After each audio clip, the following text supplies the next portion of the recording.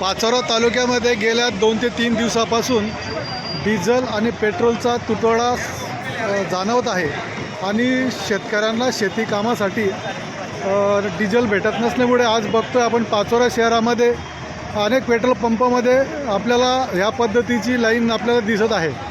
तर आपल्याजवळ शेतकरी आहेत, आपण त्यांचं एक मत घेतो की आपल्याला आपण डिझेलसाठी केव्हापासून उभा आहोत आणि आपण या ठिकाणी आपल्याला डिझेल कशासाठी लागतं आहे?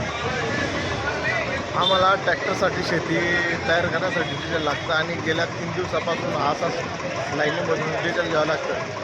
बाकीचे पेट्रोल पंपाला सांगतात ट्रॅक्टर आणा, कोणी ट्रॅक्टरमध्ये 500 टाकतं, हे तरी कॅनमध्ये देतात, बाकीचे तर डायरेक्ट वाहन बोलवतात। आता वाहन तर काही येऊ शकणार नाही, खेड्यावरून ट्रॅक्टर आणू नाही शकत आम्ही।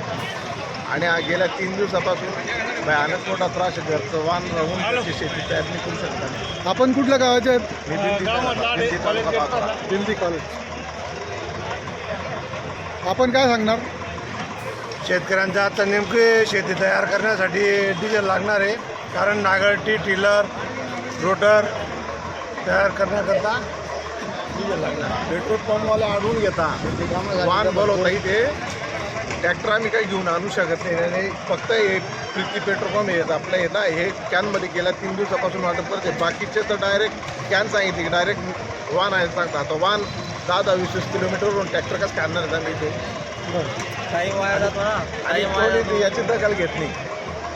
कलेक्टरचा आदेश असं सांगलं जातं, पण शेतकऱ्याकडून कोणी बोलायला तयार नाही। सध्याची वस्तू तुम्ही त्या पेट्रोल पंपकडे जाऊन पहा, तिकडे सुद्धा मोठी लाईन आहे आणि कॅनमध्ये फक्त हे देतात, बाकीचं तर कॅन असलं की डायरेक्ट तुम्ही सांगा।